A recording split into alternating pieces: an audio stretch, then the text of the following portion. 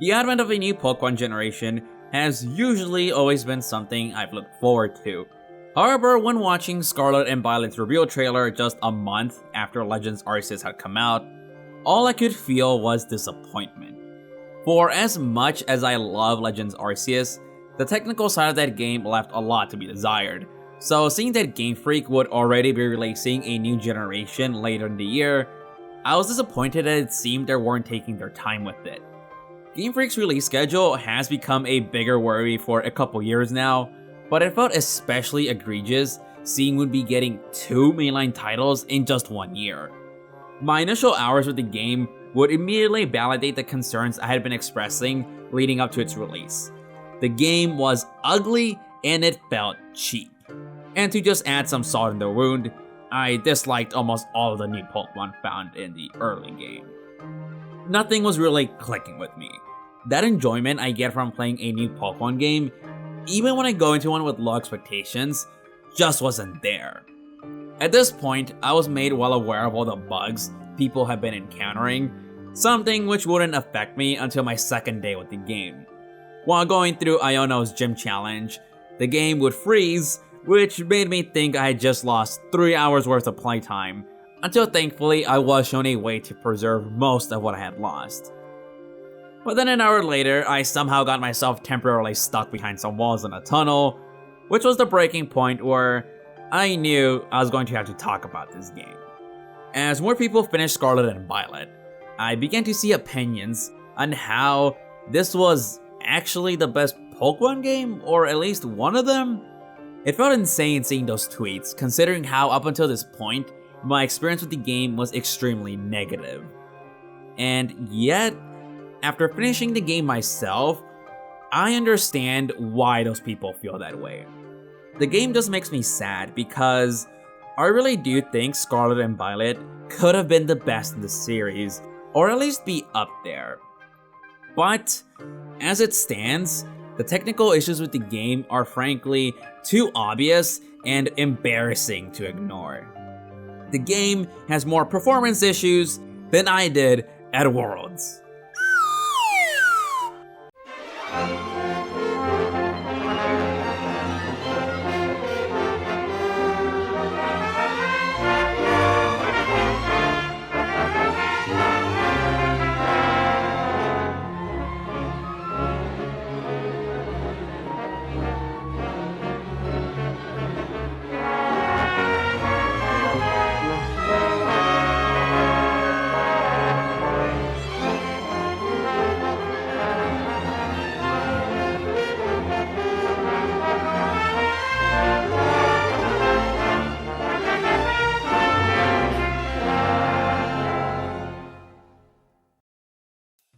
The game is still ugly, with weird bugs all over the place, and the game would even crash on me a second time deeper into my playthrough.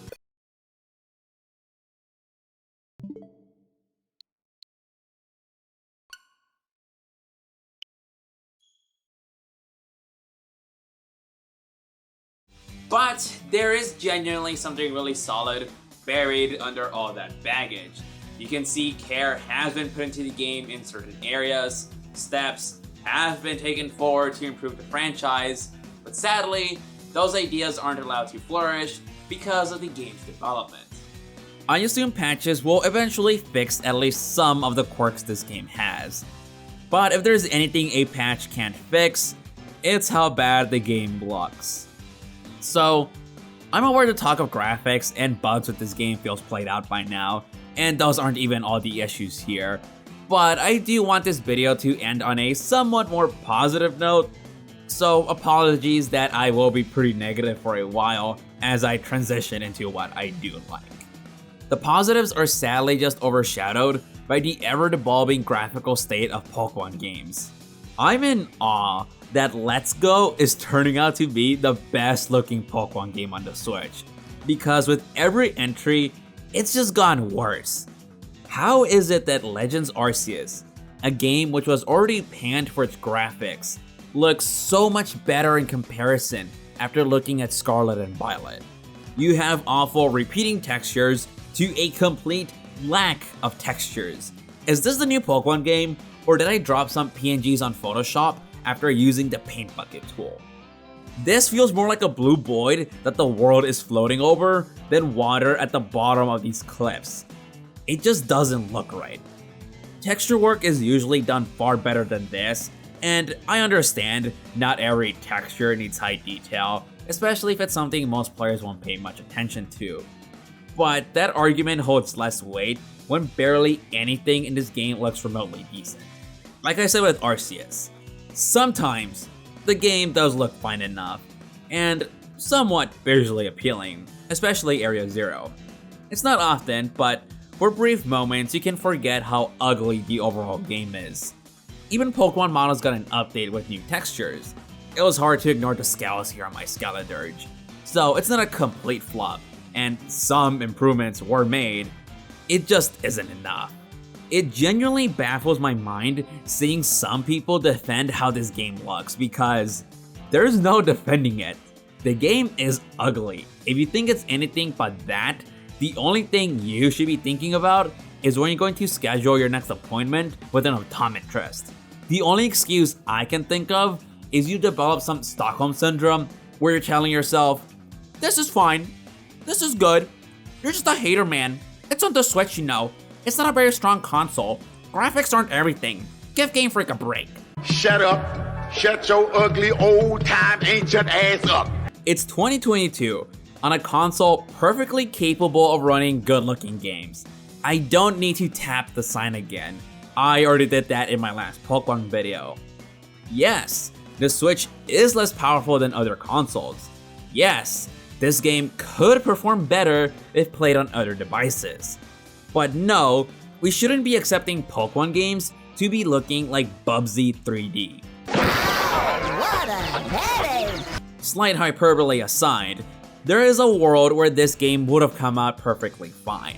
We don't need something along the lines of Nintendo having hired that man, but as I end up tapping the sign again, other titles already prove what is possible on this console. Let me go into this deeper than last time to really make my point clear. I again booted up Xenoblade 2, and Breath of the Wild for that matter, to compare and again remind myself of how the game looks. And I'll admit, it's not the best looking game, but I would never call it ugly. Much like Scarlet and Violet, it would benefit from being on a stronger platform, but considering their limitations on being on the Switch, Xenoblade 2 easily comes out on top. While textures and character models may not always be the best, what is here does work together visually, especially the environments. You have these beautifully crafted massive worlds with so much foliage, creatures walking, swimming, and flying around that stick with you visually.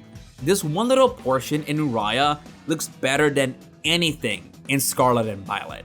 If you think it's unfair for me to bring up this more fantastical location, then how about I compare the snow areas? There's not much you can do to make a frozen wasteland visually appealing or distinctive, but even so, Town has a much stronger look and feel to it, like you're actually wandering around a winter landscape. Glaciado Mountain, you're just surrounded by boring whiteness, like your local gentrified neighborhoods. This is more in the territory of environment design than graphics, but I think you understand what I'm getting at. Even the quote-unquote ugly industrial city in Morordain has a stronger look to it than the comfy Mediterranean resort towns of Paldea. It sure helps having the buildings populating your world be properly textured. Scarlet and Violet is this visual blondness that has nothing for you to latch onto. It's as if the game were in some pre-alpha stage with how unpolished everything looks. It's sad that the best looking part about the game is the cover art, which is at least a big improvement from the blandness that was the white background of Sword and Shield. To repeat myself yet again, I don't really care for graphics all that much, as long as the rest of the game functions just fine. But there is a point where I just can't give them a pass anymore. And also the fact, the rest of the game doesn't function just fine. The game isn't outright broken like Gen 8 power creep, but it's not exactly smooth sailing here. Frame rate is a big offender. Some of these issues were already present in Legends Arceus, but they've only grown worse. You have these odd frame rate drops with objects in the far distance running like they're stop motion. It happens with windmills, flags, NPCs, and it's especially bad at the school. Look at the Psyduck. From some angles, looks perfectly fine. Just a cute little Psyduck helping out at the desk. But from another view, oh buddy, I'd be having a headache too if I were you. In cutscenes, you have your classmates all in their 10 FPS glory, and when you're roaming around, they're constantly flickering in and out of reality. No wonder no one else has reached champion rank yet besides you and Nimona, because it'd be pretty hard to win Pokemon battles when you're constantly struggling to stay on this plane of existence.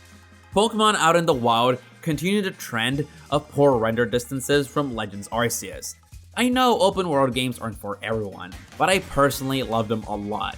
And a part of it as to why, it's how much I can immerse myself in them.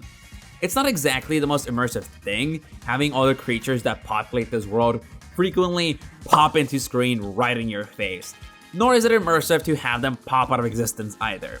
Oh, that shiny Pokemon that was just off to the distance right as you got away from it? Yeah, it's gone now. While recording some more footage of Breath of the Wild to potentially use in this video, one of the dragons showed up way far off to the distance, majestically making its way across the air. Not only would Scarlet and Violet never spawn something that far away, if it did, it would be doing so in 5 FPS glory, completely breaking any wonder you'd feel. Something I've only come to appreciate since playing Violet is the snappiness Legends Arceus had. Scarlet and Violet, whenever you bump into a Pokemon, it has this 1 or 2 second pause as you transition into the battle. Legends Arceus, you're in and out. Everything's smooth. Even opening your boxes or Pokédex and going through them have these small load times that ever so slightly worsen your experience playing. On a technical level, these games are a complete embarrassment. Bugs that can be fixed are one thing. Sure, the game should have never shipped out in such a state, but they can be fixed at least. But things like the graphics especially. When we all dreamt of a proper open world Pokemon game on consoles, none of us would have wanted for the game to look like this. And I'm sure the developers feel the same way. I don't want to assume bad faith. Say the developers are garbage, are lazy, de que les pesan los huevos. I'm sure they care about these games as much as we do. I can assume many things about who is to blame for this, but I will try to avoid doing that. If you want that type of discourse of people who think they know the behind the scenes, go on Twitter. What I can say is what I see with my own 2 eyes. And what I see is a franchise that makes more than enough money with a back pocket enough to evolve at least a couple gimme goals and a clearly undercooked game. I don't think it's crazy of me to say that it is impossible for Game Freak to come out with a Pokemon game that is up to par to current standards. Yes, Nintendo consoles are famously underpowered, but it's not like they're glorified toasters either. If I'm going to assume anything here, it's going to be a lack of development time. If you take a look at the release dates of the start of every new generation, you see every gen has lasted for about 3 years each, except for Gens 3 and 4. So you might say, well, clearly, they've always had the same amount of time to develop each generation, they've just gotten lazier now, or they have worse talent. And maybe they have. I don't know, but I don't want to just shit on these people. But you have to consider that they've kept the same development cycle even into the 3D era of games. Back when they were developing in 2D, I assume you had less going under the hood, so to speak. So to now have the same amount of time to develop a game but with an added dimension, those 3 years might no longer cut it. I cannot say for sure if this is the answer, but I have a gut feeling it is, especially when you consider how Pokemon operates as a franchise. You have new games to advertise new Pokemon for new merch, new cards, new anime, etc. That all hinges on there being new Pokemon games out. Slow that down, and you have less of everything else. Less of everything, less money. And I know Big Pikachu doesn't want that. If the performance issues and what might as well be placeholder textures isn't enough of a hint, you have towns as further proof of these games being rushed. I'm sure you quickly noticed how cities might as well be glorified food courts, and the businesses that aren't selling food are shops that are nothing but a menu. You can't walk into any other buildings, the gym leader towers are just a lobby, there's just very little to do in them. I spent so little time in cities, in fact, I could not tell you a single town name besides Levincia. Why that name stuck with me? I don't know. The school you attend is another blatant example of cutting corners. The lobby is this impressive sprawling library, but besides the court, there's nowhere else you can walk around. I can't be the only one out there who was disappointed you couldn't access the various hallways of the school to explore and travel from one room to another. Just a tablet to fast travel with. How exciting. As a bonus to my argument here, we've all seen the sandwich eating animation, which at this point might as well be low-hanging fruit. To tie back to my point from earlier, I can't imagine any developer working on this genuinely thinking this was fine to put out. It feels like it was thrown together because they didn't have enough time to animate anything better. They had this whole elaborate system with making sandwiches, providing all these buffs with all these recipes, but then actually eating one is this goofy ass YouTube tier animation. You know that meme with the horse that starts out well drawn? It's exactly that. Oh, hold on guys, I gotta eat my sandwich real quick, okay?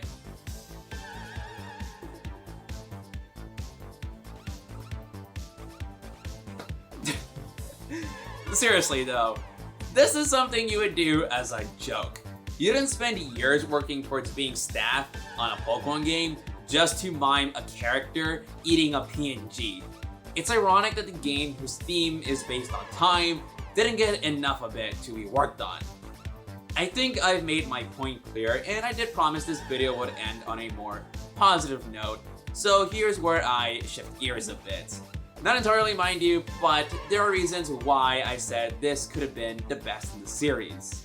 Let's start with the fact that Scarlet and Violet are finally true open world games. Remember the wild area? I wish I didn't. This is the open world Sword and Shield wanted to be.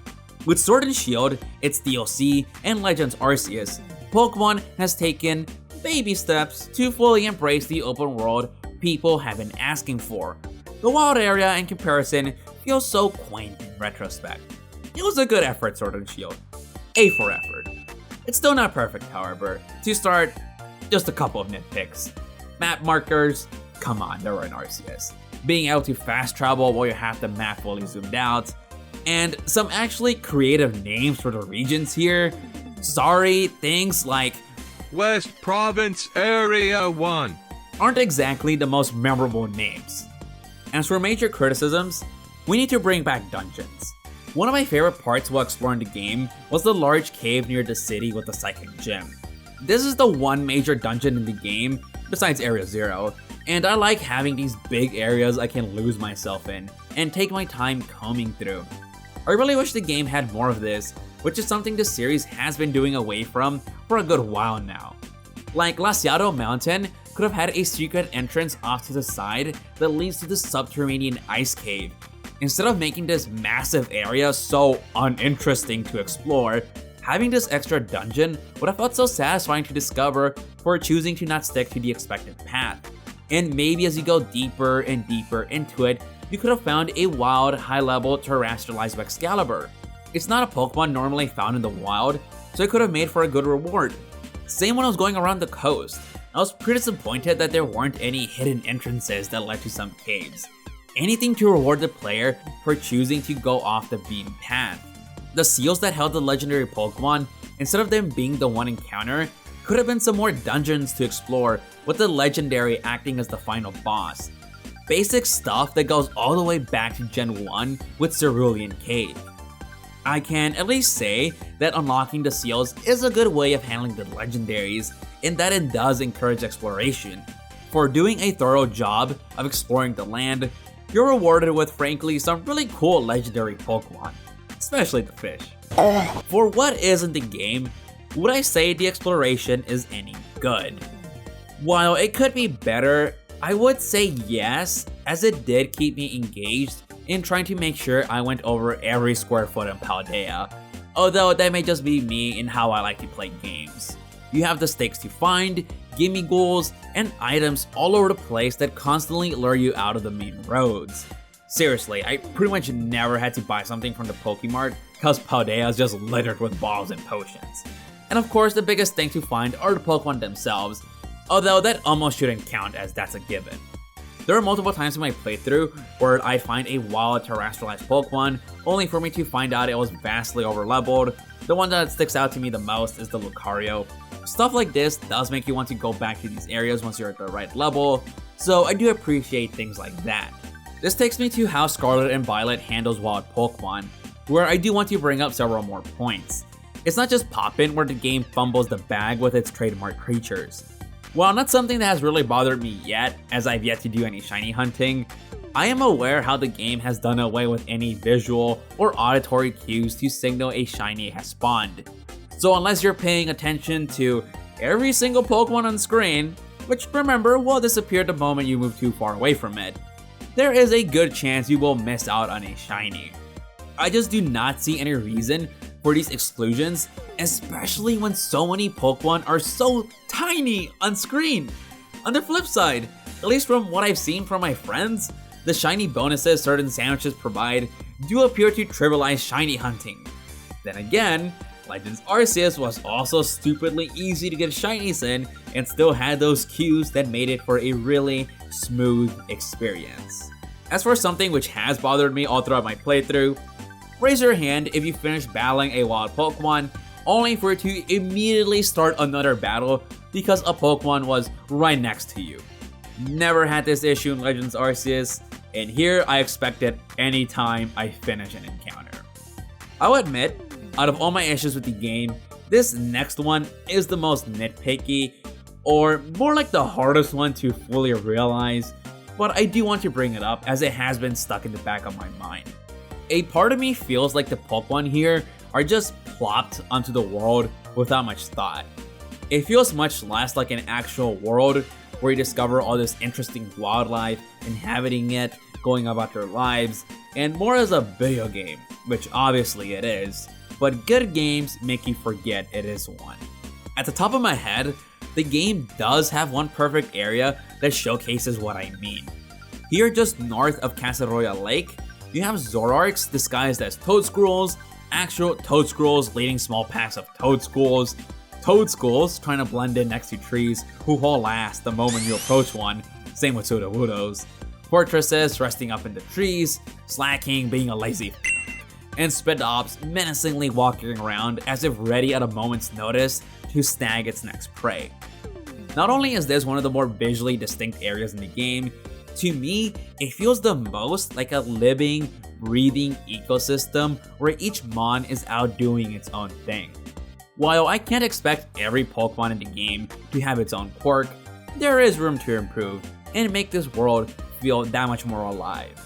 I want to bring up Elden Ring because it's the main thing I've been doing in my free time this year, and I'll take any excuse to talk about it. I bring it up because in this one part of Caelid, right as you approach Radahn's castle, you come across this clash between soldiers and the T-Rex dogs. Souls games always do this where they have some enemies fighting each other, and it reminds you you're not the only one in this world who has something going on. While you're out adventuring, these other inhabitants have their own conflicts to deal with. It's such a small thing, but it does make this otherwise literal hellhole that much more interesting. You could have Pokemon fighting each other in the same way in how real-life animals may compete for territory. Maybe don't actually let them KO each other in case one is shiny, but just play it out in the background to remind you these Pokemon have their own lives out in the wild. Maybe I'm asking too much from these games and always finding something to critique, but it is some food for thought. Honestly, I'd be satisfied they at least just fix that damn Poppin. That is too jarring for me. Speaking of Elden Ring, which introduced crafting into the Soul series, Scarlet and Violet also has its own crafting system. I'm not a fan of it because you're going to be crafting TMs. We went from one-time use to unlimited use to still unlimited use but introducing one-time use TRs back to just one-time use TMs. While the item requirements aren't the worst, I just hate that we had to take this massive step back to incorporate it. I'm fine with crafting. It incentivizes the player to engage with the world some more. Just make it so you can make held items instead, or even special rare Pokeballs. On a related note, since both of these things relate to competitive, why the f do you need 50 Terra Shards to change your Terra type? Just make it 5, maybe 10 max. The series has been making great strides to lower the barrier of entry for competitive, yet they still chose to implement this. And come on, just introduce a way to lower IVs to 0 by now. Bottle caps, they're great. Now let's just do the same for Trick Room mods. Not like it matters, since I'm just gonna for tournaments anyway. Last thing in regards to the open world is level scaling, which I'm aware has been a point of complaint, as the bosses here don't scale to the amount of progress you made. You can have the awkward situation where you stick to one direction and circle back around to Katie and her little bug dudes. This I'm not a fan of, even if I was able to avoid it by following a guide. The easy answer is to say, just implement level scaling. No matter what boss you choose to do, it will be scaled at an appropriate level based on how many badges you have. The question is, do you also scale wild Pokemon? Unless the game explicitly tells you to do gyms in any order you want, but to just watch out for high level mons in certain areas, you have a situation where an unaware player may want to, say, fight Grusha first, but scaling the mountain means avoiding all these high level Pokemon. I guess in my mind, I'm comparing it to Dark Souls, where you have access to the catacombs at the start of the game, but all the enemies there are higher leveled, and is a subtle way of telling the player to come back there later. So if you keep Pokemon levels as they are, would players be scared of trying to access these late game areas right off the bat, and choose to go back to earlier routes, thus being counterintuitive to scaling the bosses? You can try to scale wild Pokemon where each area has a level cap. Early routes always remain low level, but as you travel further from Mesagoza, Pokemon max out at higher levels as you make further progress. If the developers really want to emphasize true freedom, you could do this as you can immediately head to any area to catch a Pokemon you want to use in your playthrough, instead of having to wait until you're an appropriate level with the right amount of gym badges. If you don't want to remove the challenge of fighting higher level mons to try and catch early, have special encounters that are always at a set level, like those terrestrialized Pokemon I brought up. I might be overthinking this to where my conclusion is that there's no best answer. As the game stands, it does provide good freedom in choosing to tackle bosses in whatever order you want, at least to an extent. You just have to be flip-flopping from one side of Paldea to another, which if it weren't for the guide I chose to follow, I likely wouldn't do, as I like sticking to one side of the map and naturally making my way to the next area. So while I was able to avoid being massively overleveled for a gym, I don't like the fact that other people couldn't. I'd honestly love to hear your opinions on this, as out of all the things in this video, this is the one I've had the hardest time to think about. What has been pretty clear cut though, is the story. I know I said I would be more positive, and yet I've still been pretty critical, but here's where I finally mostly stick to praise. I imagine a lot of the people who have been saying this is the best Pokemon game feel that way because of the story, and I can say I share those positive sentiments. Scarlet and Violet is unique in how it's split into 3 plot lines: fight the gym leaders to become champion, deal with the quote-unquote evil team, and deal with the Titan Pokemon dotting Paldea, with a connecting through line of you being a new student at this big academy. Mostly standard stuff we've seen time and time before, just now you have the freedom to tackle these stories at your own pace. Don't feel like doing another Team Star base? Go fight some more gym leaders, and while you're at it, maybe even take a detour doing Terra Raid battles, or go fight another Titan to unlock further traveling capabilities for a legendary. At face value, it's nothing new, but in practice, you can engage or disengage with the story as much as you want, tying to that freedom you want from these types of games. Basically, it's the polar opposite of Sun and Moon. They really took the criticisms of that game to heart. The school aspect of the story here, I initially questioned as a framing device, thinking it'd be too handholdy, but that wasn't the case, and by the end did make this game feel more unique because of it. Since you're told early on to explore all of Paldea as your final assignment, you might forget about ever returning to the school. And why would you? School. I already graduated. I got a degree lying around here somewhere. Now this game is making me want to go to school again. I don't need this. Well, good thing I did return, because I was surprised to find out just how much extra side content there was creating a pseudo 4th campaign. In short bursts, and for what they were, I enjoyed taking the classes and did learn some new things, specifically in regards to this game, like lore and the picnic mechanics, which I mostly ignored in my playthrough. The math class I found especially amusing to do, because it would bring up things like critical hit percentages, same type attack bonuses, stat modifiers, things really casual Pokemon fans may not know much about, but as someone really into competitive, I had a big grin seeing all of it get brought up. Honestly, I would have loved playing this as a kid, since you learn so much about the game from these classes. It reminded me of when I first got into Pokemon. I'd spend hours reading through Bulbapedia to learn whatever I could about the franchise. Sure, nowadays I know all this stuff, but I would have for sure appreciated this back then. What was really surprising for me to see here, however, was Pokemon taking cues from Persona and having little social links for the teachers here. One of my gripes with Legends Arceus is how I wish there were more side quests to flesh out the side characters, and now a couple months later, I more or less got that in Scarlet and Violet. As they stand, they are pretty short, but I appreciate the extra effort and time I got to spend with the characters here. Had Scarlet and Violet gotten more development time, I imagine this could have been further fleshed out and even expanded to have social links for other characters like all the gym leaders and Elite Four. That I would have loved to see. Too bad, since we're canonically a student, we can't go full Persona and have romance options for the characters here. That'd be weird. Yes, I know Persona 5 already did that. I don't know how that game has gone away with it. I'm not complaining, I like that game, I like Kawakami. I'm just saying. Still, all of this is good. I like what Pokemon was going for here. But if there's anything to complain about the school setting, it's trainer customization. Bruh. Look, I like to cosplay John Ultra in these games because, of course I do. I can't exactly do that if I'm being forced to wear a school uniform all the time. Legends Arceus also had its own uniform as part of the Galaxy team, but you could immediately do away with it. You weren't forced to wear it all the time.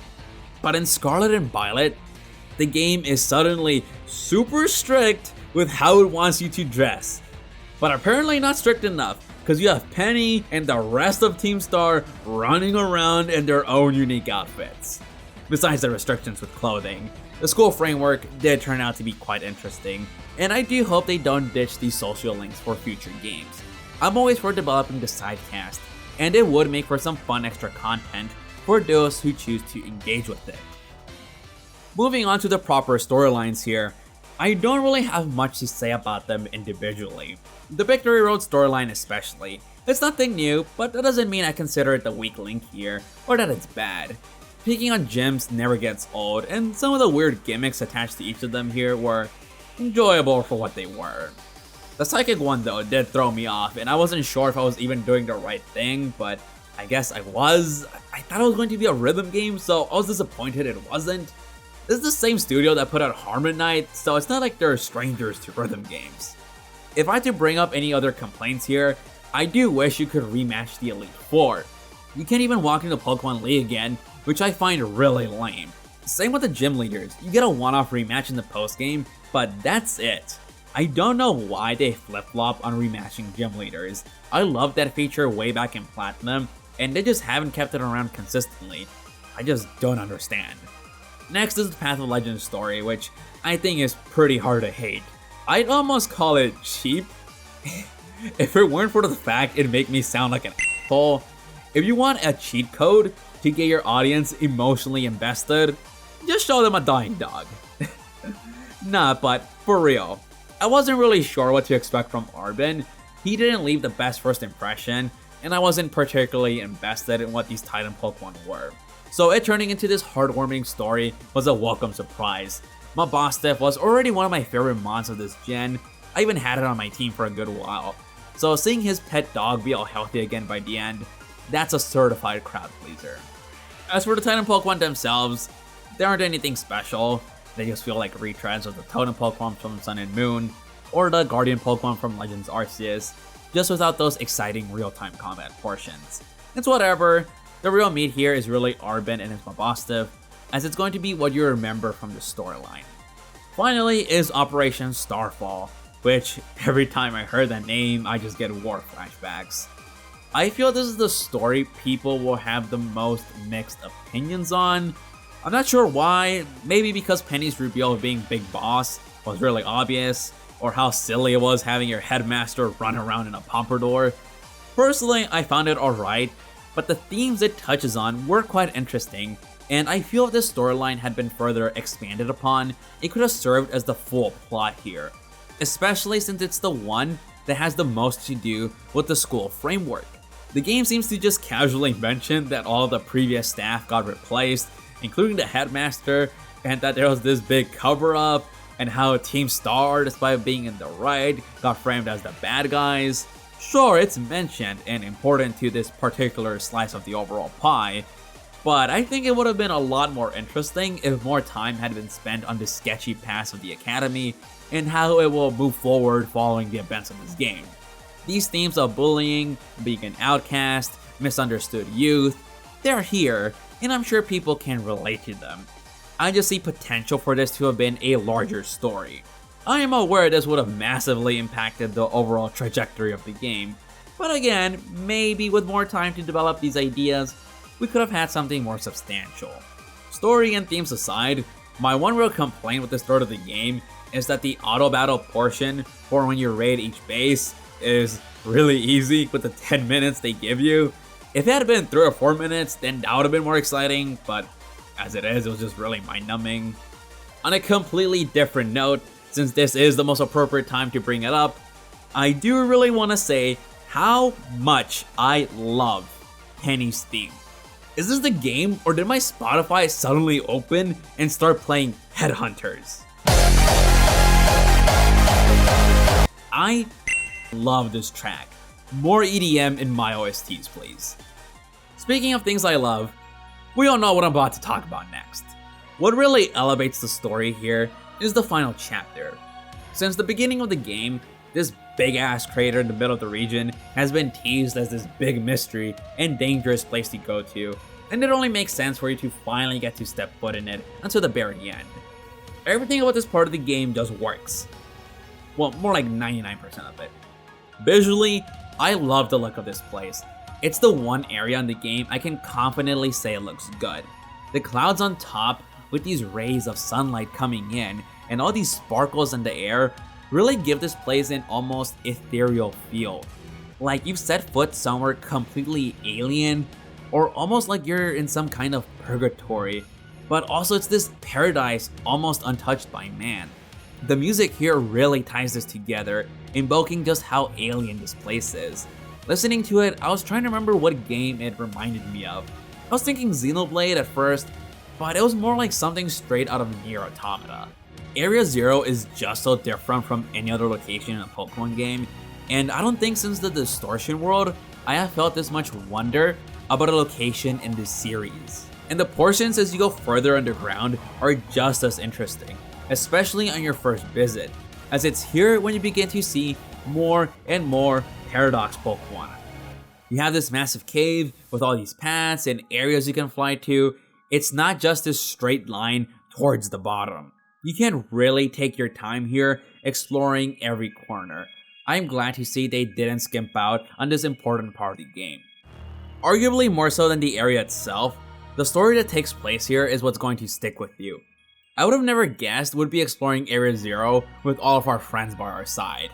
My only real gripe in retrospect about this entire part of the game is how they just don't give Penny anything to do. The game says how you would need a tech-savvy person to come along with you, but then she doesn't do anything. Sure, she does one battle with you, but that doesn't count. Instead of having you simply press the terminal at each research base, make Penny do some tinkering or hack into the system. It's that easy. Besides that nitpick, I love the game having all these characters with you. It made me realize just how segmented the overall story was, because you've been interacting with all these people, but they don't really know each other. You see some more of their personality by having them interact in this small group instead of just what we've seen one-on-one with you. You forget Pokemon is technically a JRPG, but I've never quite felt that until this portion of the game, running around with all my buddies in this strange land while one of them goes off about their neglectful parents. Just like with the social links, not something I would have ever explicitly thought about putting into a Pokemon game, but now seeing it in action, I now want more of it. The game drops some pretty big bombshells during this final act. I guess the first would be that the professor has been an AI all along, which I will say I definitely expected something to be revealed, as it did feel a bit sus. Being an AI wasn't my guess, but once I got to Area 0, it was made obvious. The game outright saying he got killed though, that came out of left field for me. I should have seen it coming once I realized the dude was a robot, but yeah, it definitely caught me off guard still. There's the reveal of how there's a big time machine that's been bringing all these Paradox monsters to present, which really isn't that big of a deal considering we've had time travel as far back as Gen 2 and multiverses since Gen 6. While its existence may not hold much surprise value, the conflict surrounding it is interesting to see unfold. The true professor had selfish desires for its creation, but the AI who inherited those feelings questions the reasoning for its existence. So, you have this character who has this big internal conflict they can't do anything about because they're programmed to defend this dangerous machine and fight you to protect it. Combine this with how Arbin is about to find out his dad, or mom if you're playing Scarlet, has died long ago and been replaced by a robot, and you have a very tragic boss fight. As f***ed up as this fight is, it's equally exciting as not only is the arena this visually distinct futuristic room, but the AI Professor theme is yet another standout track. This fight is everything the Rose fight from Sword and Shield wanted to be. The game's story truly ends once all four of you leave Area 0, having just experienced some pretty life-changing events, especially for Arbin. It's almost melancholy as you finish the game and think back on everything that's just transpired. I started this game with low expectations, not enjoying myself, and I finished genuinely impressed with what the game had just presented to me. As a bonus, there's even some social links for each of your friends here, which develop them some more after all they have gone through. It's not much, but it is appreciated. Especially for Arbin, I do hope the game provides some more development for him in future DLC, as what is here just doesn't seem enough for everything he's had to process. Definitely my favorite story of the entire main series, if not maybe tied with original Sun and Moon. What would have 100% put it over the top though, is my final point of discussion today, which is voice acting. To repeat myself yet again, as I said in my Arceus video, I think as of right now, with how Game Freak seems to be pumping these games out in declining technical quality, I don't think demanding voice acting from them is such a smart idea. That's just a whole other facet of game development that I'm not sure if they have the time to deal with. And yet, at the same time, I do think these games should have incorporated voice acting by now, especially with how these cutscenes are directed. Even ignoring the fact that voice acting, especially in these big story-heavy RPGs, is just the norm. You cannot tell me that a cutscene like this is perfectly fine as is without any voice acting.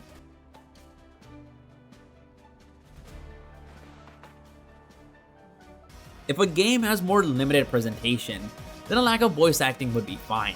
It's leaving more to the imagination. Lack of resources and budget, that's also fine. I can understand. But this is Pokemon we're talking about, and they have all these cutscenes that just feel empty without hearing any voices coming from the characters' mouths. I mean, for f***'s sake, they made another musical gym leader who's rapping, but with no voice. It's like a goddamn science fiction novel. Clearly something is not right in the behind the scenes at Game Freak. Whether it be poor management, lack of resources, lack of time, outdated engine, something needs to change. And once it does, I have genuine faith that Game Freak can come out with a legitimately good game again. One without caveats like, oh, if you ignore the graphics it's fine, or if you ignore the story it's fine.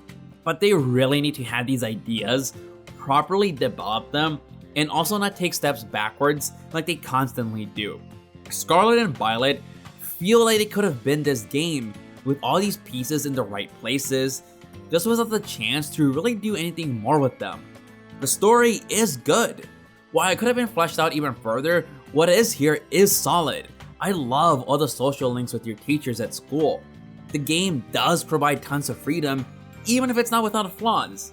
Pokemon finally has a true open world game, but it does need some more interesting locales to make exploration that much better. The Switch has almost been a renaissance for first-party Nintendo games. Breath of the Wild, as much as I will jump at any chance to criticize that game, is still something that commands respect for all it was able to accomplish by pushing the franchise in this brand new direction. Mario Odyssey is a masterpiece of a platformer, returning the series to a more traditional 3D Mario game while feeling better than ever to play. Smash Ultimate. Do I really need to say why that game is so impressive? That new Kirby game. While I don't really care for Kirby, from what I've heard, it's one of the best in the series, and it is the first proper 3D game. Splatoon with 2 and 3 has established itself very quickly as the new big pillar of Nintendo franchises. And Metroid Prime 4 will come out someday. All these series are firing at all cylinders. Meanwhile, Pokemon is left in the dust, a laughingstock, every time a new game comes out. I really want to see the day Pokemon reminds everyone why this is such a beloved franchise. You know how electrons move so fast? They might as well be in 2 places at once? That's Scarlet and Violet. They're both the worst Pokemon games and the best Pokemon games. If you fall on either end, I totally get it. To me, these games, more than anything, are a sign of problems that have been going on for far too long now, but also that there is still more that can be done with this franchise to really elevate it to something great. For as many criticisms of this game that I have, and for as objectively flawed as it is, I did ultimately enjoy my time with it, to my surprise. And I will hopefully, probably, continue to enjoy it as I play BGC on it. But Game Freak, TPCI, whoever's in charge, y'all need to take notes. Anyway, thank you so much for watching. I had zero plans for this video, and when I thought to just go ahead with it, I thought to myself, it's gonna be like 20 minutes long, 25, it shouldn't be that long to produce. What time does it show on YouTube right now? Like 50 something minutes? That's just the video making process. When I have a lot to say about something, I'm just gonna go into it. And I didn't want to leave anything off the table that I felt particularly strong about. But again, thank you so much for watching. Happy holidays. I don't know if this will probably release, by the end of the year, hopefully. But still, happy holidays. And I'll see you guys next time.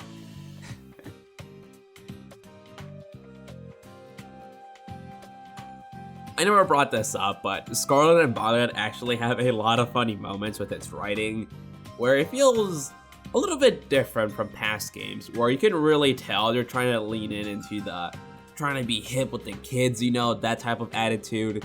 Especially this line from Penny. Really just Penny as a character, but like she says, she just wants to be watching anime. That was pretty funny. That just totally caught me off guard. Also, I guess that confirms anime is canon within Pokemon, but yeah, it was pretty funny. But another line that had me laughing for like a minute straight actually has nothing to do with any of this, but I just bring it up because it was funny to me, is this line from Dendra, and obviously Rika is my favorite character from this game, but Dendra's a close second. But this line of hers is kind of sus. Dendra, what do you mean your type is strong and muscular fighting types? What are you trying to say about that? Why do you have a box just full of male Machokes and Machamps? Are you trying? Would you like to tell us something, Dendra?